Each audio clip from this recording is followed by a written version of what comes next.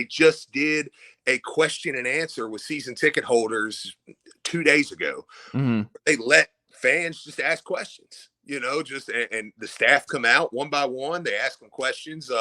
Luke Hancock, former player, he hosted it. It's like that type of stuff. I thought he's done well because he's made the fans feel like it's their program again. For a guy who there's really no on the court, there's nothing yet. I mean, just started workouts yesterday. Yeah. It's hard for me to really say anything on the court. You can't mess up if you haven't done anything yet. Yeah. But that part of it probably stands out as what he's really hit a home run, because he could have just come in and said, hey, I'm an alumni. I got the job. The fans love me. Now I can do my job. But he's made it a point to be out in the community. Yeah.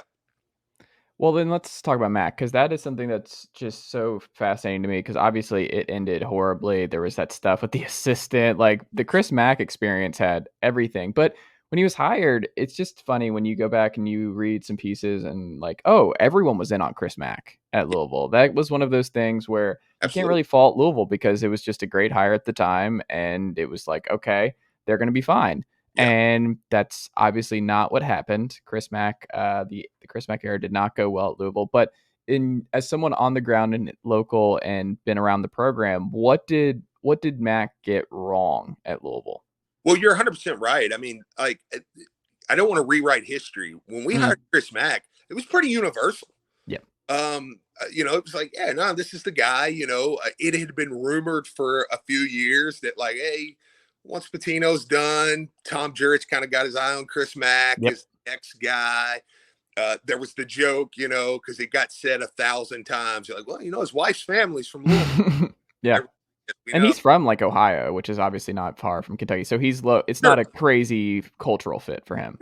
No, not at all. I mean, it seemed like the perfect fit. It really, even when he come in that first year, you have a middle of the road, feeling like talented roster, which that's something I think Louisville fans are good at looking at a roster and saying, okay, we can set realistic expectations for a team. Yeah. And enjoy a team that we're like, okay, this team's not a Final Four team. We know. You can watch this team and say they're not gonna make a run, but we can enjoy them for what they are. And here was that. You come right at you, beat Michigan State. You go to North Carolina, beat them by 28, 29. And then the second year, you're the number one team in the country. Yep. You got top 10 class, and it felt like, hey, we're rolling. Then obviously the tournament gets canceled.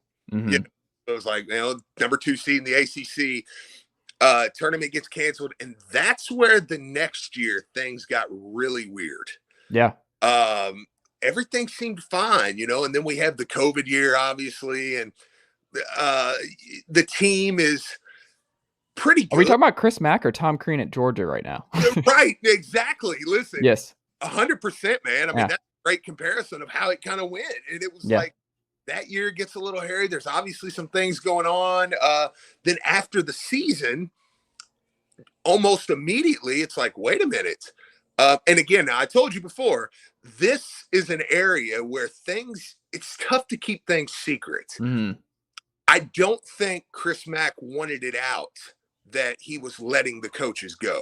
It got out, and it's like, and in this state, if an entity from Lexington gets a hold of it or something, they're going to put it out there, just to like, sorry, and that's kind of what happened. And it was like, okay, now you have this issue. Regardless, you get rid of the coaches, then you've got the new coaches coming in, and then boom, you're like, wait a minute, Dino Gaudio extorted him, and now there's audio of this. I mean, I'm telling like a super long story, very, very short, Now, remember, Chase, the last 5 years or so, Louisville fans have been, we have become lawyers. Like between you had the Katina Bow stuff, and then you move into the FBI stuff, and it's like, what? So now you've got this, and it's like, we have an extortion, and it's like, man, we're tired of black eyes. Come on. Yeah. We can only go into so many back rooms at restaurants looking for the next story. Right. And that's what it started to feel like. Yeah. Come on. So then the year starts. The president gives him a six game suspension, which is for the whole month. And it just felt like from that point on, it was just bad. You know, like you could tell. It was unsalvageable. Yeah, you could tell when he came back. You're like, the coaching staff don't like each other. Something's going Seems on. bad. Yeah, it was just they were arguing on the sidelines. And that's when you have, again, referencing back to Tennessee football, with basketball, you have a lot of people that give a lot of money that are like, and we had some, I mean, you're talking some of your millions of dollar donors that were like, hey, publicly, we're out. Better change this. And then it was just mid-season, you know, Louisville gave him an ultimatum. It's like, hey, if it come back a level 2, Louisville could fire him for free. That was in his contract. So Louisville worked it out with him and said, hey, you're owed $12 million. We'll give you 4. Go ahead and get out the door now. Or you can take a chance. And ultimately, I think it worked out for Louisville. And that was another thing Josh heard from the back. You know, he orchestrated that because that was the time we were also, by the way, losing the AD. The president had just left. So it worked pretty seamlessly getting out, even though it was ugly. You know, it was like, but the transition, but it's just kind of wild, man. I really thought he was the perfect guy, but he just, I don't know how to say it, Chase, other than like, it's almost like he didn't realize what he was walking into. And I think there's probably a couple coaches that took the Tennessee football job that you can say, man, like, I don't think they realize, like, no, this isn't a joke, man. like you're the man here. I think that was his case, and it was almost too much. You could tell it was wearing him out. I mean, he looked like he was aging, like right before, as you're like, dude, I don't think you realized what this is. You know, people, whatever you order at a restaurant. This is not Xavier. Yeah, it's not Xavier. People are going to go, wait a minute. He looked like he was mad at his kids when he was walking. You know, we got a game tomorrow. Like, it's that type of atmosphere. I mean, it's funny, but I think that's kind of where that one landed, man. What do you think he does next? I don't know. You know, I think there's a real shot getting to know him a little bit while he's here. I think there's a real shot he's done. Interesting. He made it clear to many people that he was like, I'm not going to be one of those guys coaching till I'm 70. Yeah. Like, he's got 2 young girls. They're really good at volleyball. Pardon me. Just like, I mean, they're all American good at volleyball. There was a little rumor that maybe he was interested in Georgia when that popped open. I think his name come up for Missouri a little bit. Not necessarily from those schools. Yeah. Just, but yeah, I don't know. I mean, it's an odd case. It's like I could see him coaching again, but I also don't think it's that far-fetched to say he's just done.